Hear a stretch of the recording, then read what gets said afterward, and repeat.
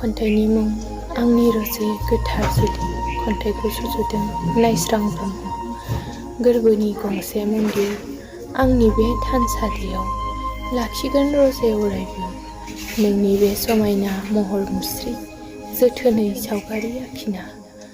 फैगौसै रजे रादाया जोंनि अननायनि मोनसे दोलैङा सौफैगोन बैसागु बोथोराव। समायना सिमांनि थरसे आयदाखिया नों आरो आं जों सानैनि गेजेराव।